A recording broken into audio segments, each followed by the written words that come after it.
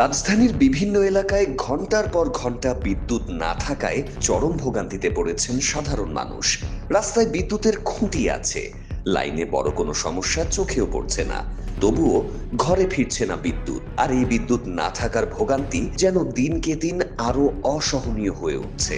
আমরা কথা বলেছি সাধারণ মানুষের সাথে। তাদের অভিযোগ, আগে এমন দীর্ঘ সময় ধরে বিদ্যুৎ না থাকার সমস্যা তারা দেখেননি। 3 দিন কারেন্ট ছিল না, তাহলে মানুষের কি পরিস্থিতি? অনেক লোক অসুস্থ হয়েছে, যারা হাই প্রেশার, লো প্রেশার, এরা তো অসুস্থই। আগে এই কারেন্টের সমস্যা কোথায় ছিল না, গ্যাসের সমস্যা ছিল না, মানুষের পরিস্থিতি ভয়ঙ্কর খারাপ। একজন ব্যবসায়ী বললেন, বিদ্যুৎ না থাকার কারণে তার ব্যবসায় বড় ধরনের ক্ষতি হচ্ছে।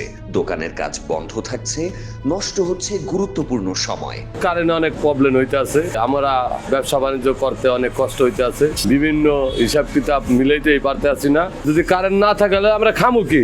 এই তো পরিস্থিতি খারাপ। বিদ্যুৎ না থাকলে যেখানে ব্যবসা চালানোই কঠিন, সেখানে ঘন্টার পর ঘন্টা বিদ্যুৎহীন থাকা তাদের জন্য বড় দুশ্চিন্তার কারণ হয়ে দাঁড়িয়েছে। শুধু ব্যবসায়ী নয়, সবচেয়ে বেশি বিপাকে পড়েছে শিক্ষার্থীরা। একজন শিক্ষার্থী জানিয়েছেন, বাসায় বিদ্যুৎ না থাকায় পড়াশোনা করতে পারছেন না। স্কুলে গেলেও সেখানে লোডশেডিং এর সমস্যা। শেষ পর্যন্ত বাধ্য হয়ে রাস্তায় বের হতে হচ্ছে। ভাবুন তো, যে শিক্ষার্থীরা একদিন এই দেশকে আলোকিত করবে, আজ বিদ্যুতের অভাবে তাদের পড়াশোনার আলোই যেন নিভে যাচ্ছে। কারেন্টের জন্য আমরা পড়তে পারি না, পরে আমরা স্কুলে যাই পারি না, গরমে রাস্তায় বসে থাকি, অনেক সমস্যা। একদিকে প্রচন্ড গরম, অন্যদিকে ঘন্টার পর ঘন্টা বিদ্যুৎ নেই। শিশু, শিক্ষার্থী, বয়স্ক মানুষ থেকে শুরু করে কর্মজীবী সবাইকে পোহাতে হচ্ছে চরম দুর্ভোগ।